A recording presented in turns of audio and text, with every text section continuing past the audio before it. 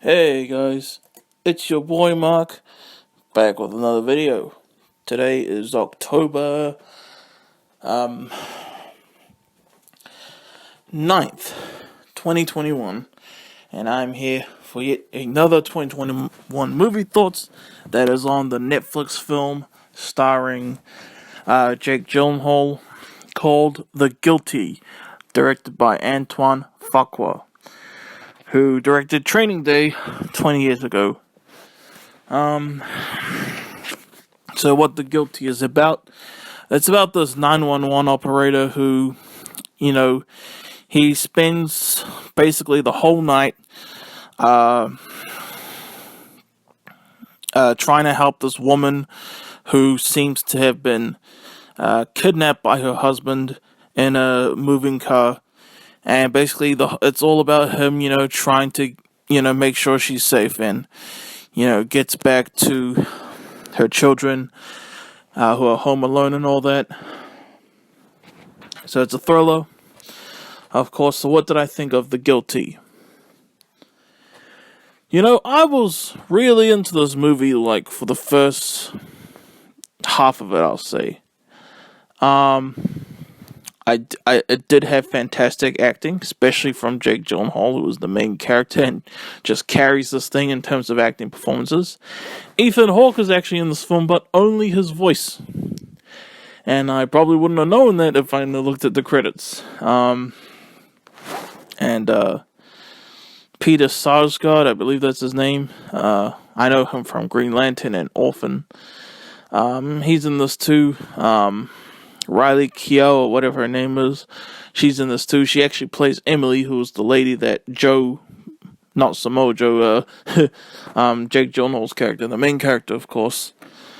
Yeah. The Guilty, great acting, great production, and, I love a good thriller. But by the end of this movie, I was like, this isn't that good to me.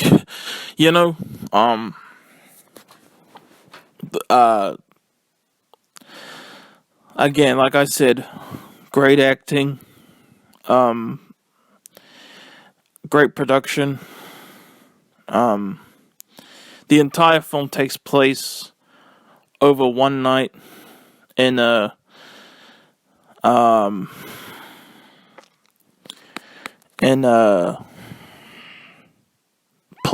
precinct place, Although you do get little glimpses of, like, outside the precinct when, like, vans and cars are stopped. You know what I mean? I'm tired, man. But the title of the movie, The Guilty, that title is more so like a title that suits like this, like a subplot of this movie. Like not even the main story, and it's like, what? And when I realized that at the very end, I was like, what? But even my auntie, who watched this movie before me, pointed out to me that, it makes sense because of, I don't know, how certain people act during the film. I think that's what she said. Maybe that's just how I interpreted what she said. So in that case, it makes sense. But, man, when the credits rolled, though, I was like, man, that title was for the subplot, man.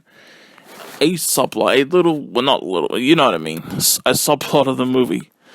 And like I said, I was into this movie for like the first half, but then it just went off in weird directions that I did not expect or want, honestly. And I like thrillers, but this wasn't for me. Again, I think it has fantastic acting, and I appreciate the production that was put into it. Oh, and by the way, I noticed that on Jake's, or Joe's phone in the movie, it said November 23rd. So I had a feeling, wait, they filmed this movie November last year, didn't they? And then I searched on Google, did my research, and looked at the production, I think part of the Wikipedia page, and November 2020, over the course of 11 days, is when this film was shot. So, I'm a genius. I'm a genius. I'm a genius. I'm a genius. I'm a genius. I'm a genius. I'm a genius. Oh, I'm a genius. But like I said, it just went off in weird directions that I did not expect in like the second half. I do love a good thriller, but this wasn't for me. But hey, if you like thrillers, I'll recommend for you to see it. If you like thrillers, like me. Because like I said, it went off in weird directions that I didn't expect to want, but that doesn't mean you will feel that same way. And Antoine Fuqua, Training Day. I know it's a weird random movie, like in terms of what I'm trying to talk about, but that movie actually got me back into movies. I watched it in 2012 when I was just obsessed with wrestling and only cared about wrestling, WWE back then, And that movie, directed by Antoine, it got me back into movies. So I'll always thank this man for that. But this film wasn't my cup of tea for the reasons I listed personally. But maybe it'll be yours, alright? For the reason I said. And it's funny, because I imagine, there's this, character that, hopefully I'm not trying to offend nobody. If I do, too bad. That, to me, sounded black on the phone. And then when I searched up who played them, it was a much younger actor. But I think it might have been Rick. I think it was a character named Rick. I imagine him being played by the guy who played Mike Norris on the Child's Play remake. That's who I imagine voicing in. There are other there's probably other characters I imagine certain people in, and yeah, and yes, full of twists and turns, which is why I think most people like thrillers. But again, just to me, felt like they went in weird directions that I did not expect or want. But that's my thoughts on The Guilty, y'all. Hope you guys enjoyed. I've actually been watching Squid Game all day, and it's a fantastic show.